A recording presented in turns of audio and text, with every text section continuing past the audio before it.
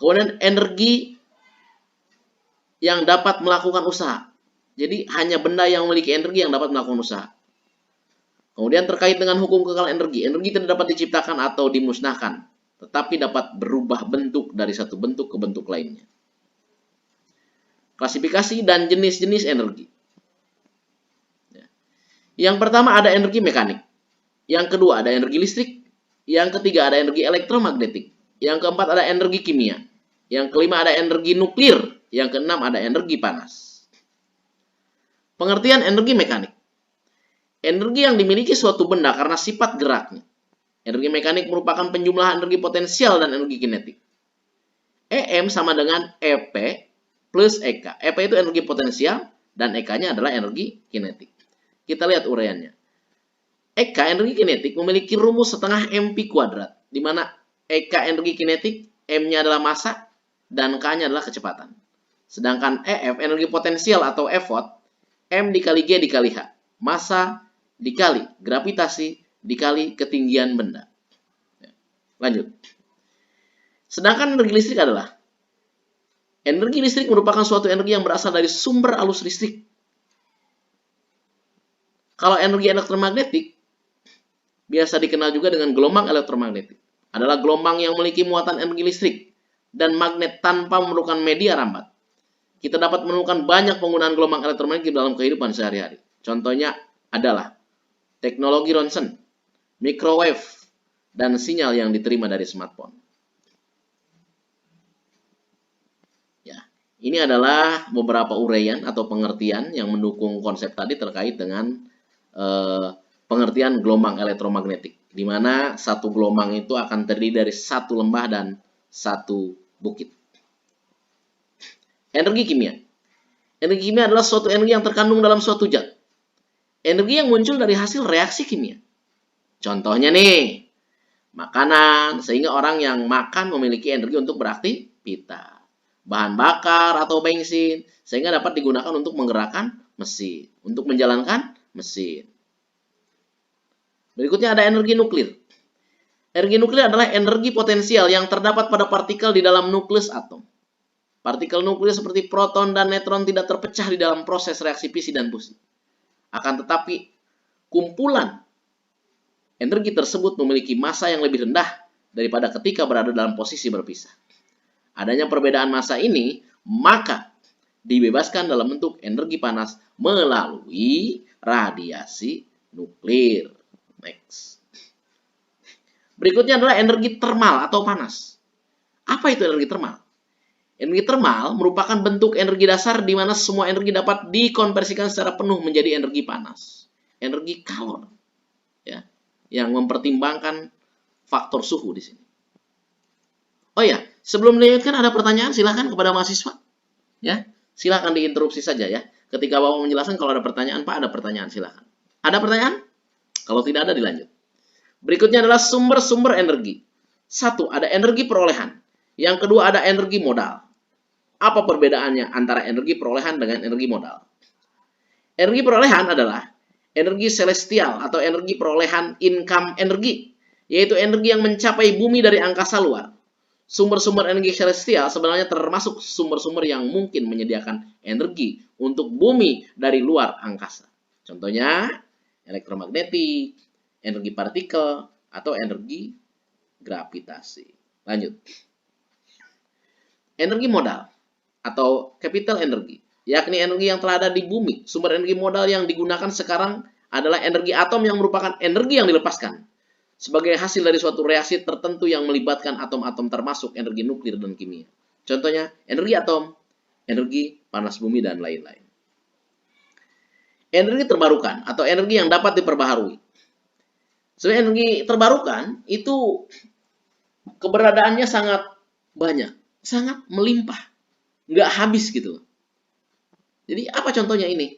Energi matahari, nuklir, samudra atau laut, energi angin, biomasa, limbah makhluk hidup, air, dan energi panas bumi. Itu termasuk contoh daripada energi terbarukan atau energi yang dapat diperbaharui. Nah, bagaimana energi yang tidak terbarukan atau tidak dapat diperbaharui? Keberadaannya terbatas. Kemungkinan untuk habis juga iya. Ya. Penggunaannya harus betul-betul seoptimal mungkin dihematkan oleh kita karena terkait dengan cadangan dan keberadaannya yang semakin lama semakin habis, semakin menipis. Contohnya apa? Minyak bumi atau fosil, gas alam, batu bara, dan lain sebagainya. Cara pemanfaatan energi matahari. Yang pertama adalah pemanasan ruangan. Ya. Yang kedua, untuk penerangan ruangan. Bisa dilihat gambarnya. Yang ketiga, bisa dijadikan sebagai kompor matahari. Yang keempat, pengering hasil pertanian. Solar box dryer. Berikutnya sebagai distilasi air tenaga surya. Ya, untuk pemurnian air dengan menggunakan tenaga matahari atau tenaga surya. Pemanasan air, ya, ada pemanasan air menggunakan tenaga surya. Berikutnya ada pembangkit listrik tenaga surya, ya, dengan solar system atau solar cell. Nah, kita sekarang berbicara tentang keuntungan dari penggunaan energi matahari. Yang pertama bahwa energi matahari merupakan energi yang tersedia hampir di seluruh bagian permukaan bumi dan tidak habis atau renewable energy. Yang kedua, penggunaan energi matahari tidak menghasilkan polutan dan emisi yang berbahaya baik bagi manusia maupun bagi lingkungan. Yang ketiga, penggunaan energi matahari untuk pemanas air, pengering hasil panen akan dapat mengurangi kebutuhan akan energi fosil. Oh iya, ya. Jelas signifikan itu. Yang keempat, pembangunan pemanas air tenaga matahari cukup sederhana dan memiliki nilai ekonomis. Kerugiannya apa nih? Sistem pemanas air dan pembangkit listrik tenaga panas matahari tidak efektif. Digunakan pada daerah yang memiliki cuaca berawan dan waktu yang lama untuk ketemu dengan matahari. Pada musim dingin biasanya pipa-pipa ada sistem pemanas akan pecah karena air di dalamnya membeku. Ya. Kemudian membutuhkan lahan yang sangat luas. Ini yang kira-kira termasuk kerugiannya. Kalau tidak punya lahan luas berarti agak susah ya untuk dibuat sebuah instalasi terkait dengan penggunaan energi surya. Nah, coba kita lihat energi pada pembelajaran IPA di SD. Yaitu kita menerapkan pada water rocket atau roket air. Saya yakin anak-anak SD, murid-murid kita ketika diajar untuk belajar tentang roket air, mereka yakin sangat antusias dan semangat. Karena ini ada permainannya, tetapi di samping permainan juga kita tidak melepaskan dari konsep-konsep belajar IPA. Ini ya, contoh prototip dari sebuah roket air yang sudah dirancang. Nah, ini adalah saya ambil dari Google ya, dari internet. Ini contoh betapa hebatnya roket yang terbang setelah dipompa melepas dengan menyemburkan air. Bermain, belajar dengan konsep sains, ya, terutama konsep-konsep energi. Nah, baru kalau kita mau membuat, kalau kita ingin menirunya, ini langkah-langkah yang diperlukan untuk membuat roket air. Alat dan bahannya apa saja bisa dilihat nih. Botol-botol bekas ya, styrofoam tutup botol, ada juga plastisin, lakban, gunting, cutter, pulpen, kemudian mistar dan lain-lain. Cara membuat roketnya ya, Coba kita lihat. Nah, ya, rinci sekali nih cara membuat roket air nih. Yang pertama membuat kerucut dengan mika dan disesuaikan dengan ukuran bagian bawah botol. Yang kedua, persiapan untuk membuat sirip roket dengan plastik kanopi. Yang ketiga, tempel sirip pada botol dengan posisi seimbang. Berikutnya, buka tutup botol, lubangi dengan cutter. Berikutnya, yang kelima, buatlah lingkaran seukuran tutup botol dengan karet ban. Berikutnya, ukuran lubang usahakan agar lebih kecil sedikit daripada ukuran pipa. Ya. Masukkan potongan ban sebagai seal agar tidak air bocor ke dalam tutup botol yang telah dilubangi. Kemudian rekatkan dengan lem super dan tutup kembali botol dengan tutup botol yang berlubang tadi.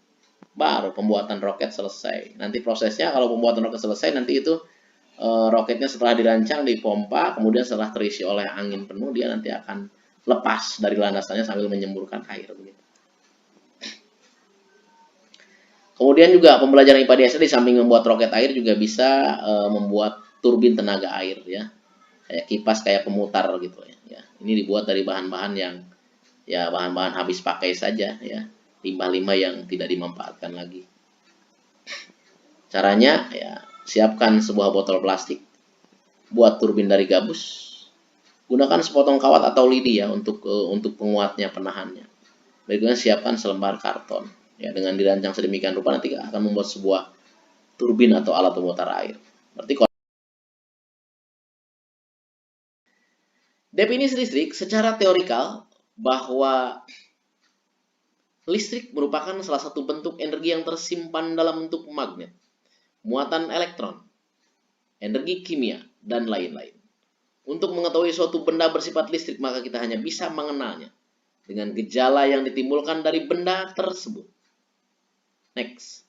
Singkatnya, pemahaman tentang listrik adalah suatu zat yang dihasilkan oleh muatan-muatan listrik yang bergerak pada suatu titik negatif ke titik lain, titik positif. Lanjut. Bagaimana listrik mengalir? Suatu material disebut konduktor bila mengandung unsur yang dapat dialiri elektron, seperti Fe, Cu, bahkan air. Material yang berlawanan dengan konduktor disebut dengan isolator, yang mengandung unsur seperti karet, plastik, kertas, kain, dan lain-lain. Jadi, pada saat tubuh manusia dominannya terdiri dari air yang merupakan penghantar listrik, saat kita tersentuh kabel listrik yang sedang dialiri arus listrik, dan kaki kita tidak memakai alas karet atau plastik, maka listrik tersebut akan mengalir melewati tubuh kita. Dan fenomena itulah yang disebut dengan kesetrum. Ya, kesetrum listrik. Begitu, next. Gejala kelistrikan. Gejala kelistrikan adalah benda yang mempunyai muatan, yaitu muatan positif dan negatif, dengan jumlah muatan yang sama. Apabila benda tersebut digosokkan, maka akan terjadi perubahan muatan. Lanjut. Nah, bagaimana menguji gejala kelistrikan? Ya, gampang sih. Yang pertama yaitu sediakan sisir plastik dan sobekan kertas kecil. Letakkan sobekan kertas di atas meja. Dekatkan sisir pada sobekan kertas kecil. Apa yang terjadi? Nah, biasanya kalau sebelum digosokkan ya statis saja. Tidak ada yang tertarik oleh sisir tadi. Nah, sekarang gosok-gosokkan sisir itu pada rambut yang kering. Berulang-ulang, lakukan, gosokkan lagi, berulang lagi. Lalu dekatkan pada sobekan kertas. Apa yang terjadi? Di antaranya ada beberapa sobekan-sobekan kertas kecil yang terangkat oleh sisir. Disitulah adanya gejala kelistrikan. Lanjut. Pengertian arus listrik. Arus listrik adalah banyaknya muatan listrik yang mengalir dalam suatu penghantar persatuan waktu. Bisa dipahami? Ada pertanyaan? Silakan. Ayo, silakan. Ada pertanyaan? Kita sambil diskusi saja. Ya. Kalau ada, dipersilakan. Sebelum dilanjutkan ke materi selanjutnya. Ada? Baik, tidak ada. Kita lanjutkan. Nah, arus listrik. Ada beberapa hal yang harus kita ketahui terkait dengan adanya arus listrik. Di sini minimal ada 3 hal tentang arus listrik. Arus listrik didefinisikan sebagai aliran partikel-partikel bermuatan positif. Walaupun sesungguhnya yang bergerak adalah elektron-elektron bermuatan negatif. Mengalir hanya dalam rangkaian tertutup. Arus listrik mengalir dari titik berpotensial tinggi ke titik berpotensial rendah. Elektron mengalir dalam arah berlawanan dari potensial rendah ke potensial tinggi. Penentuan arus listriknya, I sama dengan Q dibagi T. I-nya apa? Kuat arus listrik. Satuannya apa? Ampere. Q-nya apa? Muatan listrik. Satuannya apa? Coulomb.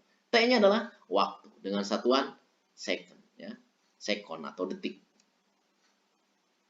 Contoh soal nih, sederhana saja sih. Dalam sebuah penghantar mengalir muatan sebesar 25 coulomb selama 4 detik. Tentukan arus yang mengalir dalam penghantar tersebut. Langsung dijawab. I sama dengan Q dibagi T. Q-nya 25 coulomb, T-nya 4 detik. 25 dibagi 4, 6,24 ampere. Ya. Bisa dipahami? Mudah, gampang. Itu soal sederhana. Lanjut. Tegangan listrik. Tegangan listrik bolak-balik atau biasa disebut dengan AC atau alternatif current. Sedangkan tegangan listrik searah DC disebut direct current. Besaran tegangan listrik adalah volt, ya. Volt atau voltase begitu ya, tegangan. Lanjut. Beda potensial merupakan hasil perkalian antara arus dengan hambatan. V sama dengan I dikali R. V-nya beda potensial atau tegangan dalam satuan volt, I-nya arus listrik dalam satuan ampere, dan R-nya hambatan dalam satuan ohm. Kalau kita mencari tegangan, arus dikali hambatan, ya. Kalau mencari arus, tegangan dibagi hambatan. Kalau kita mencari hambatan, tegangan dibagi arus. Bisa kok dicari. Apabila kita menemukan persamaan-persamaan rumus yang awalnya sudah diketahui, maka yang lain tinggal menghubungkan saja. Lanjut. Contoh soal. Arus listrik yang ditunjukkan multimeter 5 ampere memiliki hambatan 50 ohm. Hitunglah besarnya tegangan. Jawab.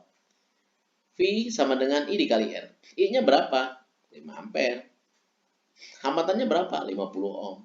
5 kali 50 ohm, 250 ampere ohm. Ampere ohm kalau dikonversi merupakan volt atau tegangan. Oke, lanjut. Berikutnya daya listrik. Daya listrik adalah kemampuan suatu alat untuk mengubah energi listrik menjadi energi lain per satuan waktu. Daya listrik diberi persamaan P sama dengan W dibagi T. Ya.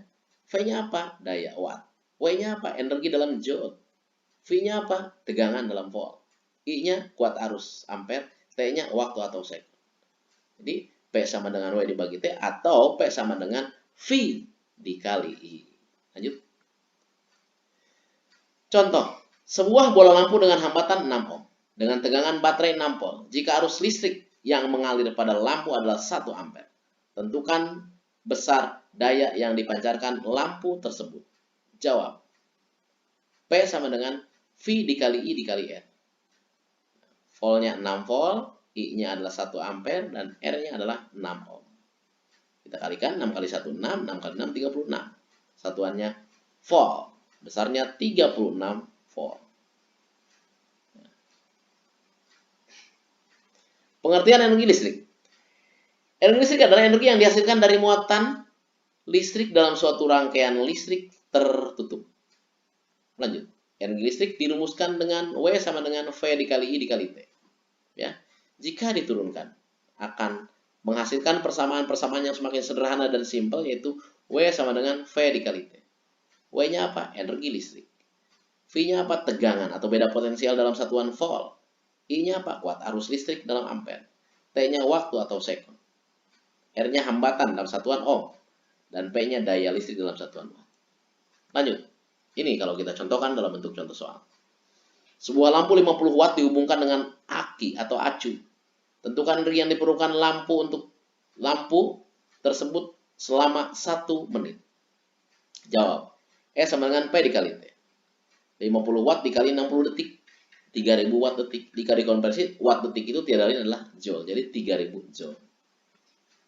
Nah, berikutnya adalah kita lanjutkan tentang resistor atau tentang hambatan. Resistor adalah komponen elektronika yang paling sering ditemui pada rangkaian elektronika. Fungsi dari komponen resistor adalah sebagai penghambat listrik dan juga dipergunakan untuk mengatur arus listrik dalam rangkaian elektronika. Satuan pengukur resistor hambatan adalah ohm. Dalam rangkaian elektronika, resistor atau hambatan sering disingkat dengan huruf R. Lanjut. Ini contoh model resistor. Ya. Ada yang 4 gelang, ada yang 5 gelang. Ya. Tergantung harga dari resistor itu sendiri, hambatannya. Ini ya. Yang 4 gelang, angka pertama adalah angka 1. Ini angka pertama ya. Sebentar, yang warna merah ini merupakan angka pertama. Yang warna kuning merupakan angka kedua. Yang warna biru merupakan angka pengali nanti. Ada kodenya. Warna emas ini warna toleransi. Kemudian yang 5 gelang. Ya. Nah, yang menjadi faktor pengalinya adalah gelang atau warna yang keempat. Sedangkan yang kelima faktor toleransinya. Untuk perak 10%, untuk emas 5%. Nah, ini ya. Kode-kodenya ini. Black hitam. Dia digit pertama 0, digit kedua 0, multipliernya atau faktor pengalinya 1, sedangkan toleransinya kalau emas dia gold. Nah, kita lihat misalnya. Yang kuning. Kuning itu digit pertama nilainya 4. Digit kedua nilainya 4. Kemudian multipliernya faktor pengalinya adalah 10.000. Ya, 10 pangkat 4 berarti. Kemudian apakah dia nanti toleransinya emas atau perak? Jika emas 5%, jika perak 10%. Lanjut. Ini contoh perhitungan saja ya. Menghitung harga resistor 5 gelang. Lihat, perhatikan. Pita ke-1 hijau.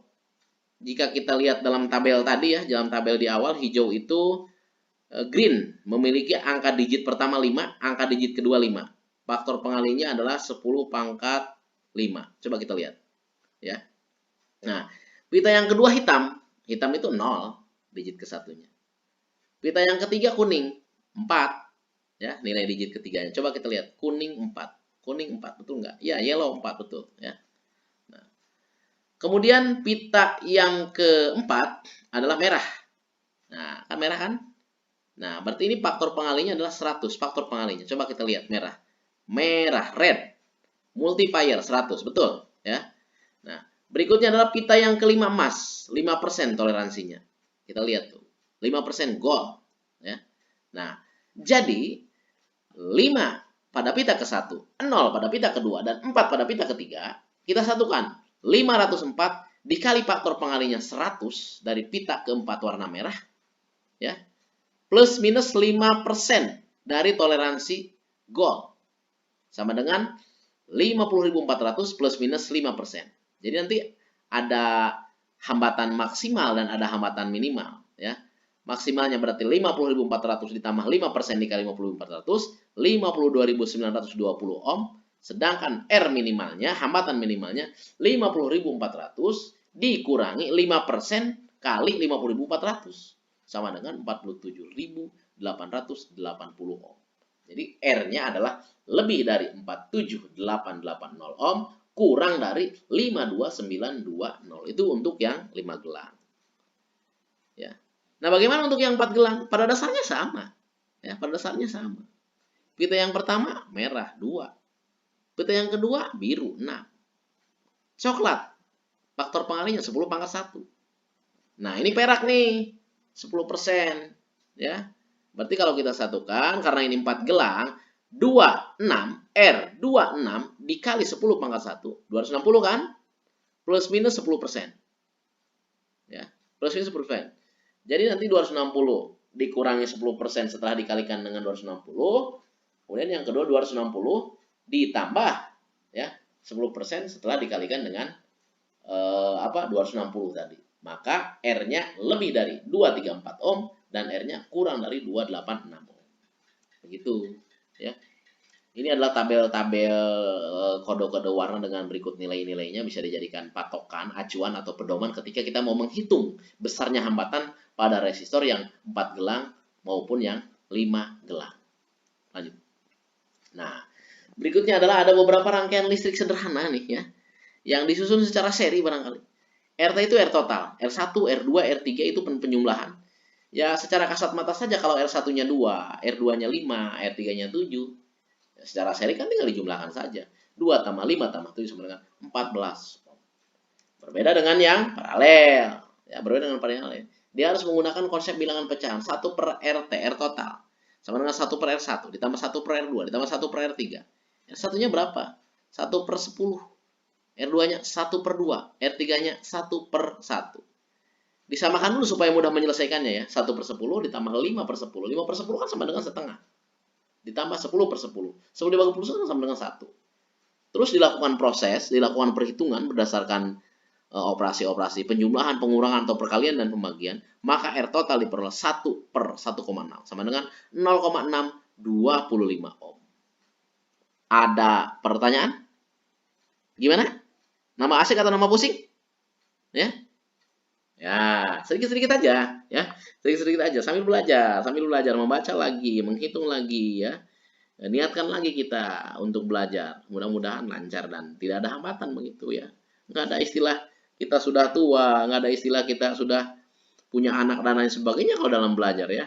Tetapi tetap semangat dan semangat untuk belajar. Ada pertanyaan? Senyum-senyum aja ya. Kalau tidak ada kita lanjutkan. Ini untuk campuran seri atau seri dan paralel. Ya. Jadi kalau kita lihat di sini ada R1P sama dengan 4 ohm, R2P sama dengan 16 ohm. Itu paralel. Setelah itu diserikan R1S 32 ohm dan R2S 64 ohm. Jadi R1 dengan R2 ya, yang P-nya ini yang 4 sama 16 ohm itu kita paralelkan dulu, kemudian nanti diserikan dengan R1S ya, diserikan dengan R2S ya. Ini contoh dalam perhitungannya ya. Coba bagaimana kita menghitung atau menentukan hambatan total dari komposisi soal yang campuran antara seri dan paralel. Nah, wow, rumit banget ya. Kita lihat di sini pengerjaannya ya. 1 per R1P ditambah 1 per R2P. Setelah itu, setelah diparalelkan ditambah dengan 1 R1S ditambah R2S. Diikuti ke bawah sampai mengikuti proses penyumlahan, perkalian, pengurangan, dan pembagian. Sehingga pada akhirnya hasilnya diperoleh 99,2 ohm. Awas, jangan tertukar. Angka-angkanya, variabelnya, konsep-konsep pecahannya, konsep perhitungannya, baik perkalian, pembagian, penjumlahan, atau pengurangan. Ya, sehingga nanti diperoleh hasil yang tepat, 99,2 ohm.